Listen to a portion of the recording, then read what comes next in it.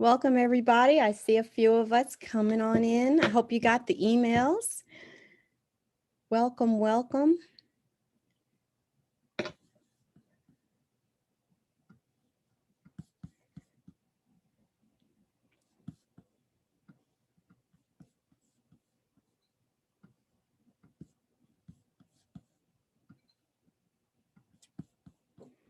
I hope the last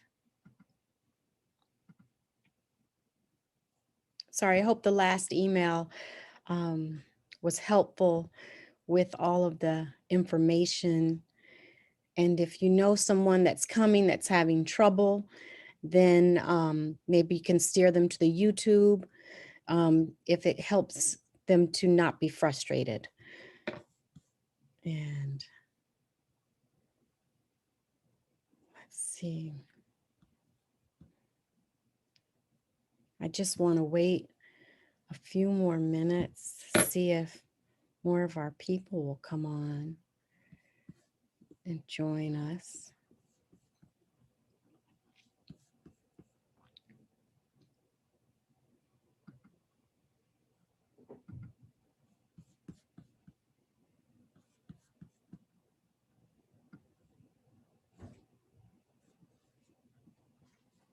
Everything okay?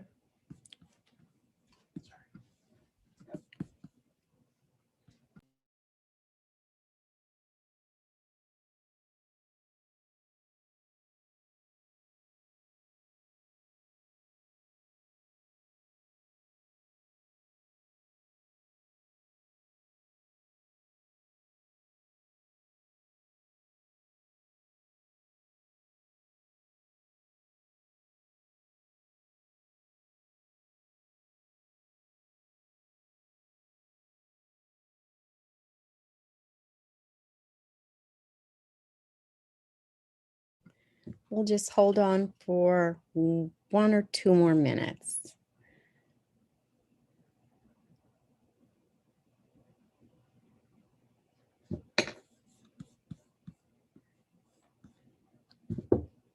So thank you for joining That They Have Lived, African Americans Who Changed the World story time today.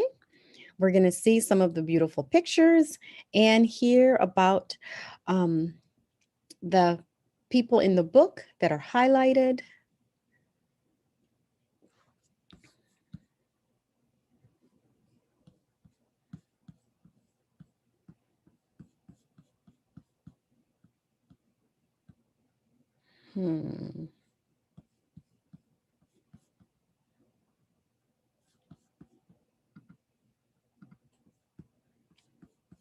Still waiting for attendees.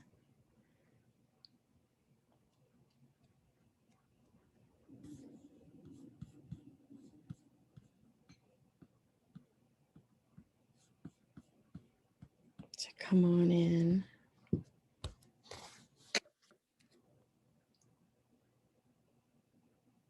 want to thank everybody that's here on time and already.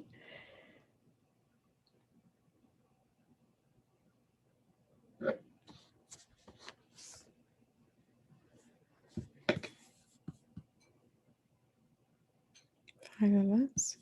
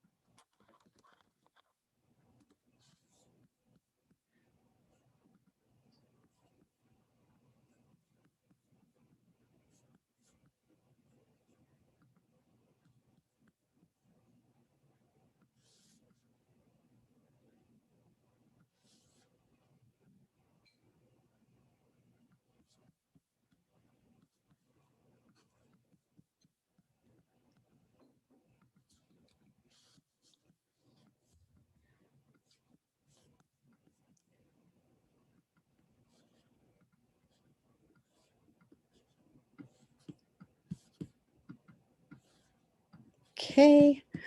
Um, just make one more check.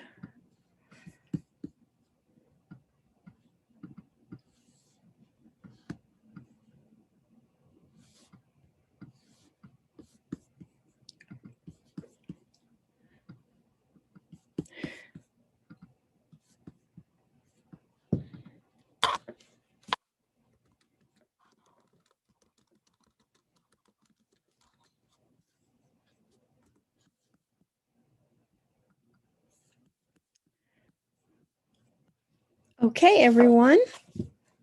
Thank you for joining us. We are going to have a story time today with Rochelle Riley. And Rochelle Riley is the director of the arts and culture for the city of Detroit.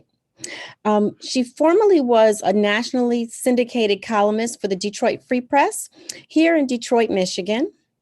And in this, and she has published, and we've had the pleasure of selling the book The Burden and other books that she wrote. And so she's really a prolific writer. Not just a columnist in the newspaper, but a wonderful writer of books, and in this case, children's books, a children's picture book. This book is written by Rochelle Riley, but Christy Smith Jones took photographs, and you'll see some of them in this presentation. Took photographs, and they're absolutely beautiful. I believe they're of her children, and so the photographs are matched with the stories of African Americans who changed the world. So let's bring on Rochelle Riley.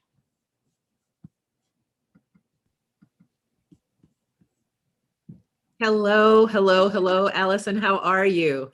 I am doing good. I am so happy that we could launch this book. This is a special week. We were all ready on Tuesday, new release Tuesday, to have it front and center in our store. Thank you so much. I always appreciate the source, which is why I'm here, because you are the source. Thank you. So I just have a question, maybe one or two to start off with. What was the, I guess, first, when you started to think about creating this book? Well, that's simple. Christy Smith Jones, in February of 2017, she posted every day of Black History Month a beautiful photograph of her daughter Lola, dressed and literally embodying the spirit of famous African American women. I was moved, I was touched, I loved it. And then March came, Women's History Month, spring, summer. I was working on The Burden, and I finished The Burden. And in February of 2018, when The Burden came out, I saw the photographs again for Black History Month, a new one every day. And I said, oh my gosh, I've got to talk to this woman. So I literally found her on Facebook, sent a message and said, I'd like to talk to you about these beautiful photographs. And I told her, I want to write inspirational biographical essays to go with the pictures. Your daughter has captured the spirit of these women in the photos. And I know that a photo is worth 1,000 words, but I want to get 1,000 words to match and write about who they were and what they've done, so that people will know them and know that they lived. And at first she was just not having it. She said, oh no, I don't want to do that. That's, I think she just was surprised to hear about me and that I wanted to do it. So I got on a plane and flew out to Seattle and got in a car and drove to nearby Kent and sat down with her and her family and explained what I wanted to do and convinced her to do it. And she said yes. And I'm forever grateful that she said yes. So that's how the book came to be. Okay, so are we. What's different about these biographies or the little snippets that would be different than reading like a biography in a book? Well, we designed this. My thought upon seeing the photographs and really understanding how we haven't really educated all children to true American history and the totality of American history was to teach every child, but particularly young African American children, that every important person, every famous person, everybody who did anything magnificent was once a child. and there was a moment in their lives that sort of changed the trajectory of who they were, and that moment can happen for you. But I also want adults to read it so it can remind them that they too, might have had something that was supposed to be their path, and they might have gotten off of it, and it's never too late to change, because we only live once that we know of, and I Mhm. want people to really live the way they're supposed to live. Awesome. So, how would you like to do this? Would you like to start with talking about the book with the pictures, the sharing the screens? I would love for people to see some of the pictures, and what I can do. Each essay is written literally with that moment from childhood. So as you show a picture, I'll read just the opening paragraph of the essay, just so people can get a sense of what they're going to get when they get the book. Okay, perfect. So, what I'm going to do is I'm going to share my screen Okay, and um, I'll go away for a second so that you can.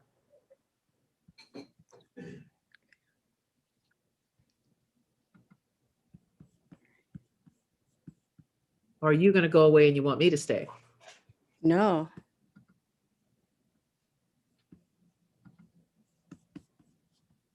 There, we can both stay. we can both stay. There. So I'm very excited about this one, and Oops. oops. There we go. So there's the cover, and for most everybody that I know, they know who these people are. That's W.E.B. Du Bois and Rosa Parks upon her arrest, and Thurgood Marshall. And that is my grandson, Caleb, and in the middle is Lola. And I can tell you what was amazing is when I did convince Christy to do the book, they were supposed to be for the pictures of Lola right there in the middle. And I said, but we can do lots of them. We can do a book of scientists and a book of business people and a book of musicians and, just sports stars. We can do a whole encyclopedia. And she said, I am not, interested in doing all of that. I really just want to do one book. And I said, well, if we're only going to do one book, then we have to include little boys. So what I decided to do was to ask her to do half Lola and half boys and men, very important men. And she Mhm. said, well, we have to find a little boy. And I said, oh, I've got a little boy. So I flew to Dallas and I got my grandson and flew back to Seattle. And what she did with Lola over the course of time to get ready for February 5th, we did in one long weekend with Caleb, so that we had pictures of boys and girls who grew up to be amazing men and women. So Awesome. if, I'm sorry, I'm sorry, Rochelle. Will you turn on your video? oh, turn on my video. Yeah. Oh, there we are. Okay. So we can Oh, see your face. nobody watching me. They were watching that. Uh-huh. So anyway, this is the cover of the book, and then we'll go to the first photograph. They're in alphabetical order in the book, but of course you can read them the way that you'd like, because they are Oh, all. hold on, hold on. Sure. Uh, what happened? Okay, I gotta try. I gotta do it again. Okay. Um, While you're doing that, I'll tell the audience that they are in alphabetical order in the book, but you can read them however you like. If there's someone that you're really, enamored with, or have a great admiration for, you can turn to Frederick Douglass, or you can turn to Harriet Tubman. And it's written like a picture book, but it's also written for adults to enjoy. And I'm hoping that a lot of parents, grandparents will read this with their kids and grandkids, and students and friends, and everybody.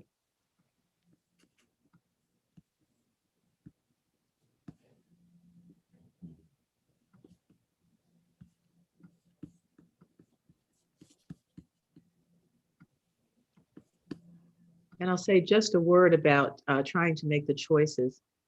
There are hundreds and hundreds and hundreds of African American people who have made a huge difference and changed the way we live, the way we think, the way we dream.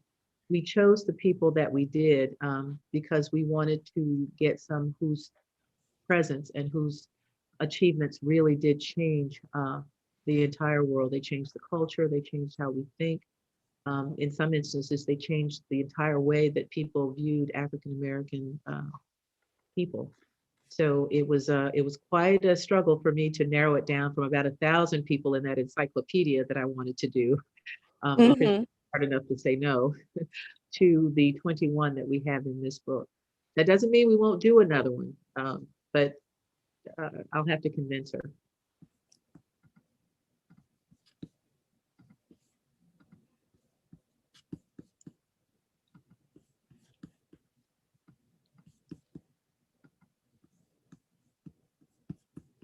And since that first photograph that you were looking for was Muhammad Ali, I'm going to read just a little bit of the essay about him so that you'll have a sense, and the audience will have a sense that every single essay begins with an important moment in that person's childhood. Muhammad Ali would grow up to be one of the greatest athletes in history, a man admired for his fight for political freedom as much as for his boxing. But before he was known as the greatest, he was a 12-year-old boy named Cassius Marcellus Clay Jr., growing up in Louisville, Kentucky, and he was the victim of a crime. Someone stole his bicycle. It was October 1954. And that moment in his life led to everything that he would become later.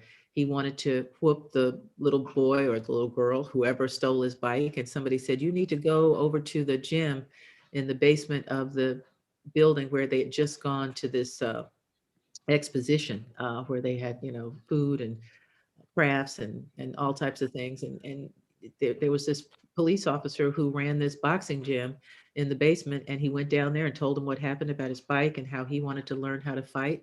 And he said, well, then if you're going to whip somebody, you better learn how. And he devoted his life to boxing from that moment. Each literal essay begins that same way with amazing moments like that, some of which I knew because I used to cover Muhammad Ali when I lived in Louisville, Kentucky, and worked for the newspaper there.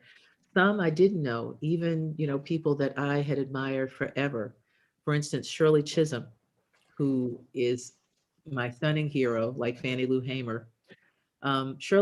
Shirley Chisholm would grow up to be the first African American woman elected to Congress and the first woman to campaign to be a major party nominee for President of the United States. But when Shirley Anita Hill was 3 years old, her family was so poor that her parents sent their three daughters to live in another country.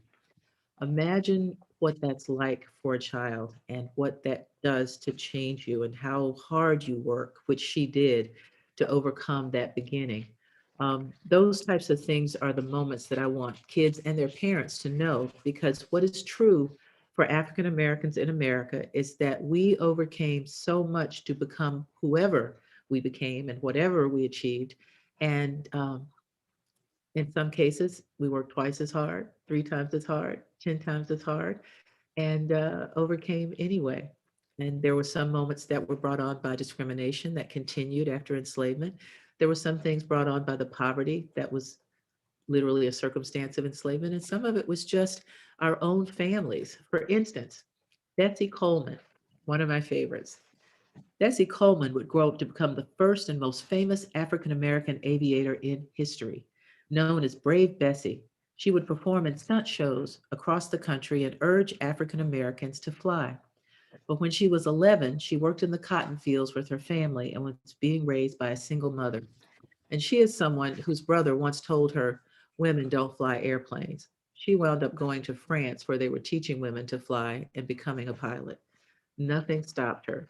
And that's the kind of story I would love, love, love for young girls to read and go, oh, so you can be anywhere in your life and decide that you're going to do something different. I will tell you that one of the most amazing things about this experience when I was in Kent outside of Seattle with Christy, who's brilliant, um, I wasn't there when she photographed Lola. All of those photographs were taken, but I was there as we watched the photographs of Caleb. And it was so amazing. And I know that I promised her that she would not ever have to appear on book tours. But if she has joined us, I'm hoping that she will say a word or at least talk just a little bit with us about what it was like that weekend when we were there. And we can show the pictures later. Uh, you're muted, Oh, Alice. we're Yeah. fine now. We have the pictures now. Oh, so do you want to do some of the pictures? Yeah. Okay, Yep. well, let's do that. And maybe if Christy stays with us, we can do that. Okay, so who do we have first? Aretha Franklin. Franklin. Now that's Aretha Franklin, the way Aretha Franklin looked. Now, do you have the photograph of Lola? That's Lola as Aretha Franklin. Look at that face and the posture and her eyes. Imagine a 5-year-old being able to have you see Aretha Franklin. And the Aretha Franklin essay begins with the moment in her life that changed her life, truly rising above. Aretha Louise Franklin would grow up to become the queen of soul, an international R&B singing sensation, and a quiet civil rights leader who helped African Americans gain equality. But when Aretha was 12 years old, she was pregnant. And if there ever was an example of rising above your circumstances, she was living proof. And it talks about how her family and family of friends, including Mahalia Jackson and aunts, they all helped raise her son while she went on the road with her father, the amazing Reverend C.L. Franklin, and then later got a recording contract that changed her life and then became the Aretha that we all love, the absolute queen.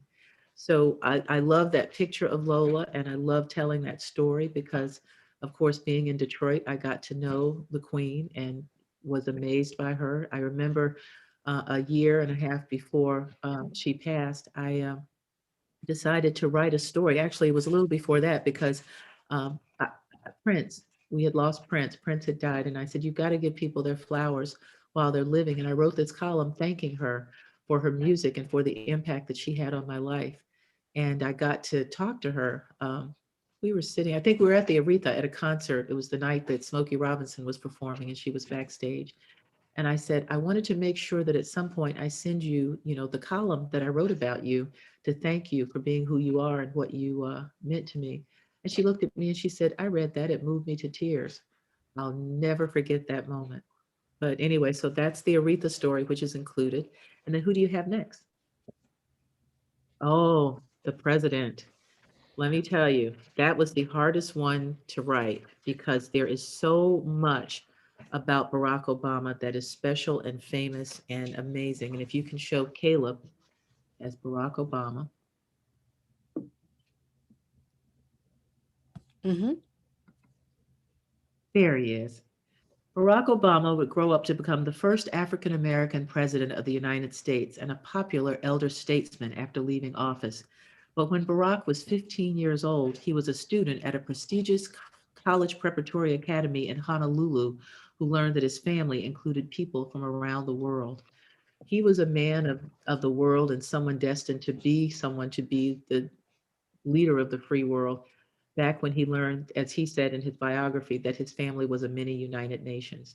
I love his story. I loved all the things that he got to do. And I think that in The Burden, when Aisha Hines writes that she was so surprised that people were stunned that Barack Obama could be president because his entire pedigree was someone to be. How do you have a Harvard educated attorney who, quite frankly, is brilliant and the first African American president of the Law Review and who is a senator and who's done all these things, and you're surprised that he wouldn't be the president? He's like the perfect, prototype for who a president should be. So I loved writing that one, but it was hard because of so much achievement.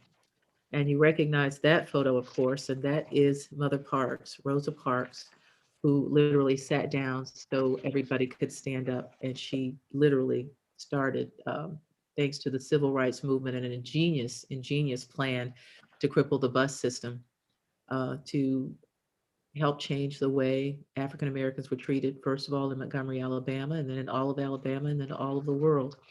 And hers reads, Rosa Louise Macaulay would grow up to be a civil rights activist who refused to give up her seat on a bus, an action that launched the boycott that ended the segregated bus system in Montgomery, Alabama. She became known as the mother of the freedom movement. But when Rosa was 11, she was sent away from her family to live with relatives in Montgomery where she could attend a better school. And there's several instances uh, in this book where kids whose parents wanted better for them had to choose for them to live somewhere else to get the educations that they needed.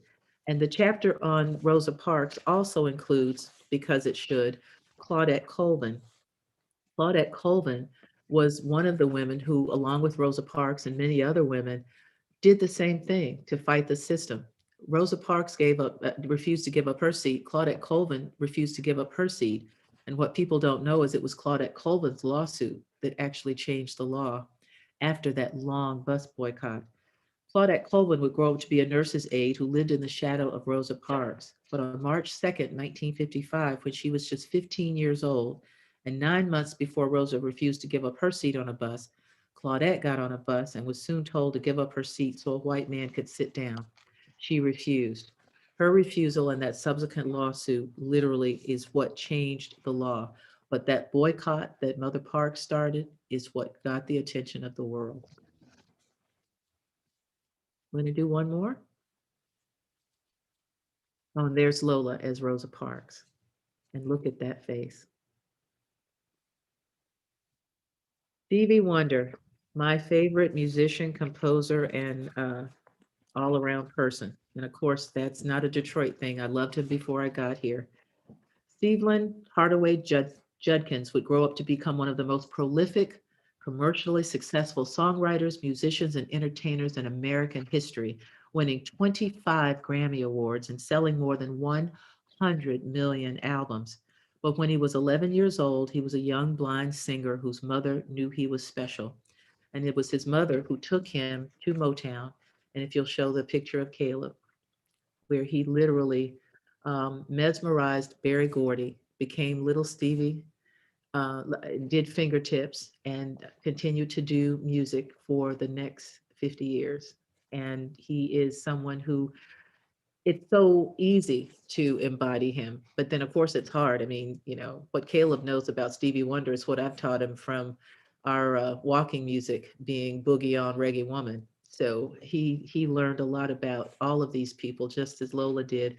And this was an opportunity for us to teach our kids and grandkids, and we hope that other people will take that same um, initiative and do that same way. So thank you for showing some of the pictures. If you want to see the rest, which are amazing, I hope that you will get the book and do that. But now I'm hoping that we'll bring in Christy. So, oh, and there's a question in the chat. Let's see what that says. Hearing you read these stories are awe-inspiring. Can't wait to see the photos and get the book. Oh, thank you. That's my friend Barbara Bearfield. I appreciate that, Barbara. Thank you. Now, I promised Christy that she would not have to do this tour, would not have to talk to anyone, would not have to, but when she registered to come in to just watch it, and Allison said, "Oh, Christy's here." I called and said, "Oh, you're going to do this." She said, "No, I just wanted to watch." But she said she would come on just to say hello and chat for a minute. So, Christy, are you there? Are you going to, there she is. Oh, hi.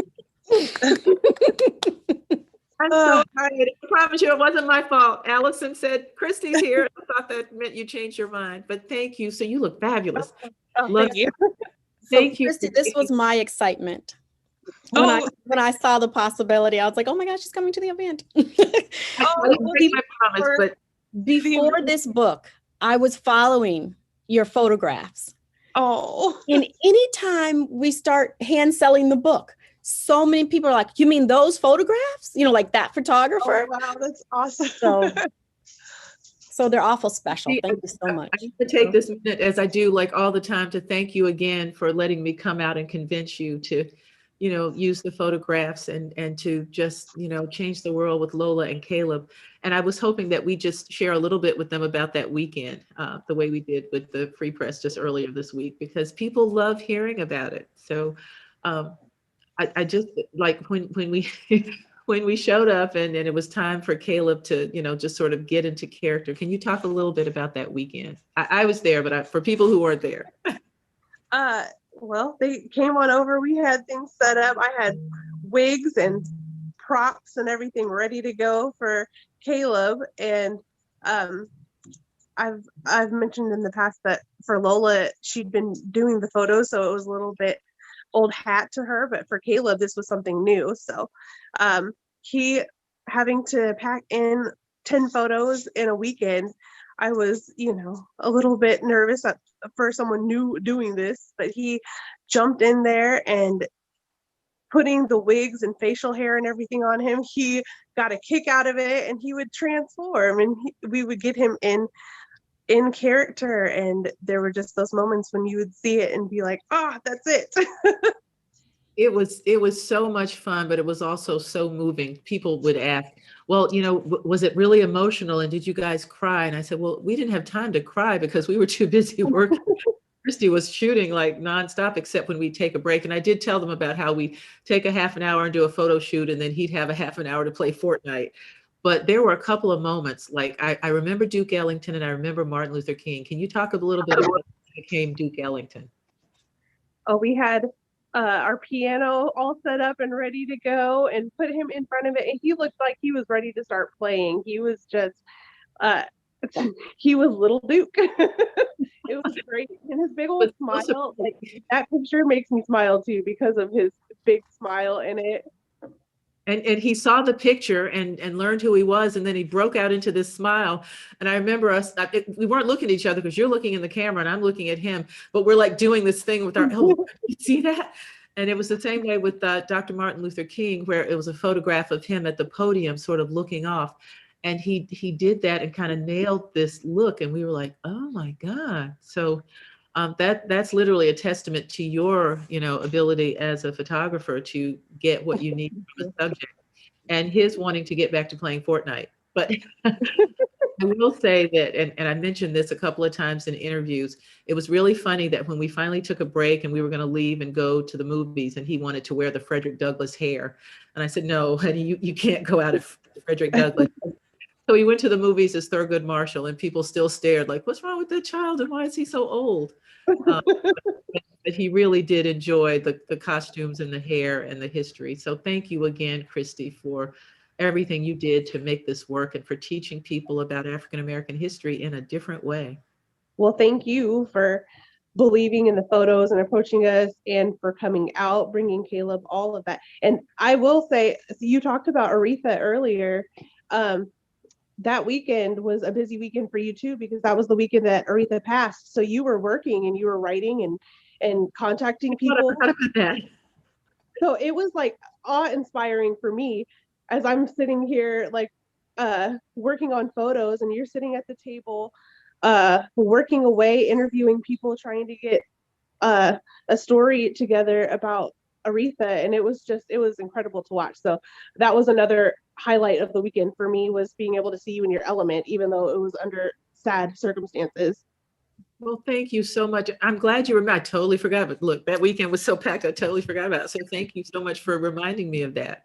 I'm going to go and pull that stuff too. I've got Aretha all over the wall, so I'm going to have to go and pull that story. But I so appreciate you, and I'm hoping now that we're at 2:34, do you want us to take some questions, Allison, in case there? Christy, do you want to stay or do you want to go? Oh, it's up to you. It's fine. Okay. If you're leaving it up to us, I hope you just hang out. Yeah. Okay. So we have questions. We have the Q&A, so we can definitely use that. We'll also catch them in the chat if they're in the chat. Well, while they're doing that, I just want to mention one other thing, which was important for me. This was because of a question that my friend Julie Hines, who I used to work with at the Free Press, asked. She talked about our dedications, and that was so important. And I was so glad that she remembered it, because there's sort of an about the author, so people know, what we cared about. And then there were the things that meant something to each of us. And I'm looking for Christy's. Here it is. Christy Smith Jones is a stay-at-home mom turned amateur photographer who lives with her husband and daughters, Lola and Eden, and their cat, dog, and chickens in Kent, Washington. She enjoys finding creative ways to bring art and history to life for her girls, and dedicates her efforts at documenting history to her grandmother, Mary Smith, who died in 2019. She was the first African-American woman to change my world. I thought that was so important, and I wanted to make sure that people knew about Mary Smith, but I also wanted them to hear about who is important to me. So I expressed my thanks on behalf of Christy and me, to the Wayne State University press team, Annie and Emily and Jamie, who work in the heart of Detroit to make authors look good, and the editing team of Lisa Stallings, because they caught every comma, every anything. So the book looks great. And to my grandparents who raised me when my parents couldn't, Loney and Mr. Benny Pitt. And we always called him by his whole name. Everybody who knows him or knew him called him by his first name. And I always ask people to please, for posterity and for me, to say his whole name, Mr. Benny Pitt. They're my late beloved grandparents, and I write everything, including every column I've ever written, to honor them. to my friend Tamara Winfrey Harris, who who is my accountability coach, but whose work at that time was to make me stay on task. To my friend Bené Wilson, who kept the wolves at bay and took over some things so I could finish. And to Lola and Caleb, who were infinitely patient while being treated like history dolls in costume and makeup between play sessions, meals, and Fortnite. So this was one of the most special things that I've ever done or probably will ever do in my life. And it's a tribute to Lola and Eden and Caleb because we want our kids to know the truth. Awesome. Well, we have a question. Okay. Christy, maybe get ready. Okay, so this is Barbara Bearfield. Thank you so much. It looks like the photos are shot in black and white. Do you use traditional film? Why did you decide to use black and white? And the photos I have seen are timeless and exquisite. So it's a compliment at the end. Thank you. They were not shot with traditional film. It was all digital. I guess I should preface this by saying when I started doing the photos of Lola in black and white for Black History Month in 2017, I was just shooting on my little Samsung Note 5. So I didn't use an actual camera. So that was what everyone had gotten to see initially. By the time we were partnering with Rochelle for the book, I did get a camera, and we were using a Canon digital camera, and a lot of the older photos already are black and white, of course. So for mimicking those, we continued with black and white and just continuity. For when I had started it, I loved the timeless look of the black and white photos. So I think that timeless is a good word for it. And thank you for the question. Thank you, Barbara. I thought that the photos were beautiful and just spoke to be in black and white, not just to represent the times, but to show that they are true of any time.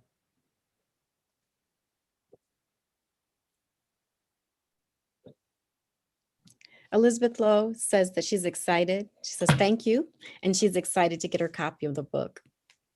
Thank you so much. We're so thrilled for that. Absolutely. Thank you. The support is incredible. People sharing their photos of the book. One of my husband's friends shared a picture of his daughter holding it, and those are the ones that just really warm your heart. I've been telling friends that every time somebody posts a photo holding the book, an angel gets his wings. So people have either been posting the book itself or themselves posing with the book. And every single time I just tear up like, look at it, look at it.